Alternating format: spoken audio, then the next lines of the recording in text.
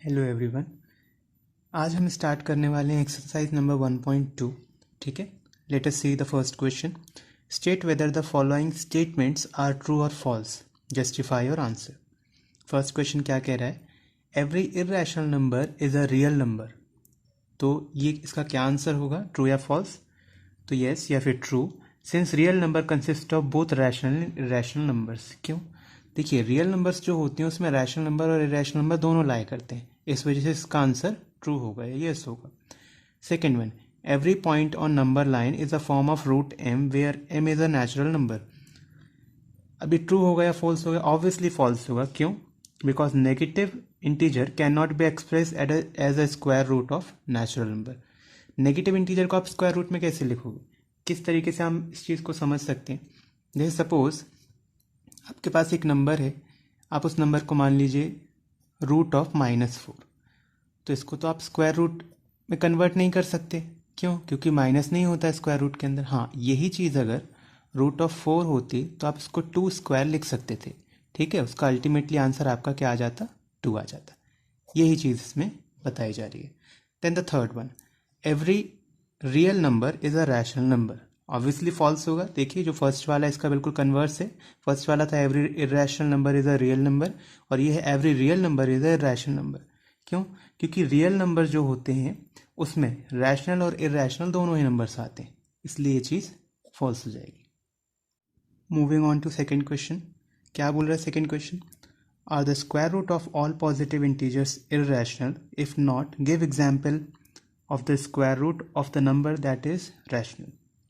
पूछ रहे हैं कि स्क्वायर रूट सारे पॉजिटिव इंटीजर्स का इरेशनल होगा या नहीं।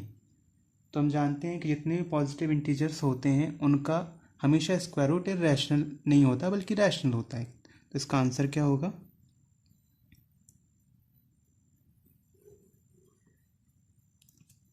Square root of all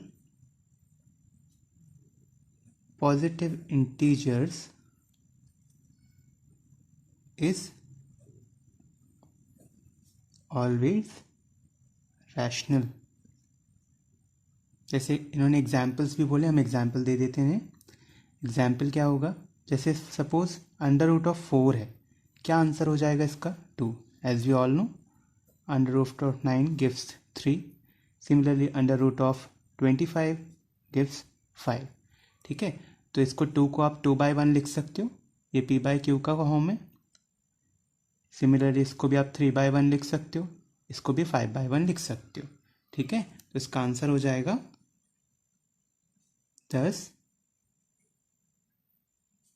square root of all positive integers is not irrational. Got it? Now question number third.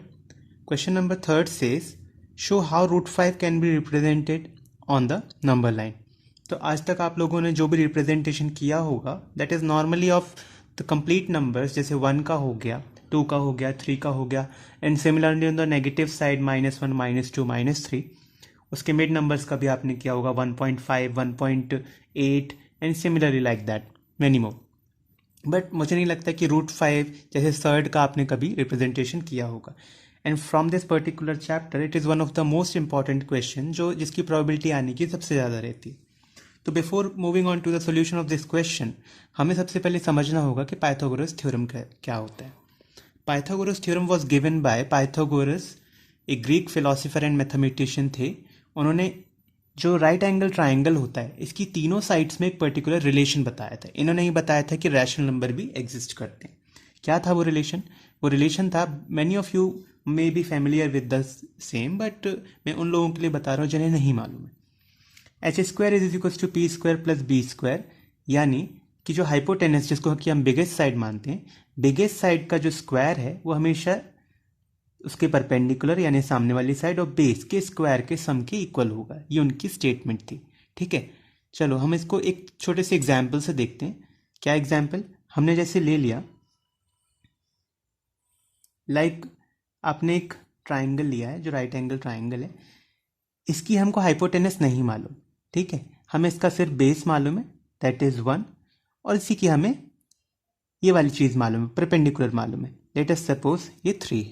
अब हमें इसका हाइपोटेनस निकालना है। सिमिलरली इसी फॉर्मूले के अकॉर्डिंग हम चल सकते हैं।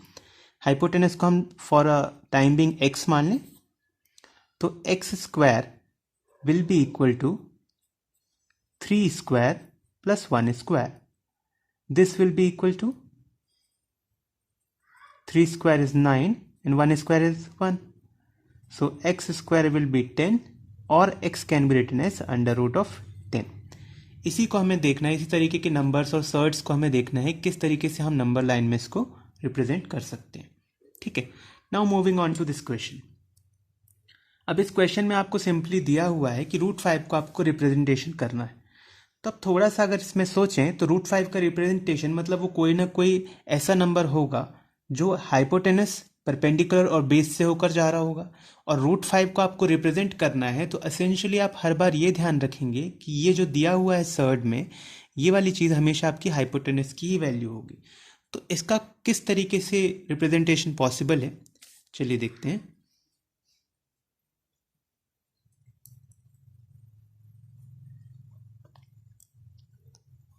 Let a triangle whose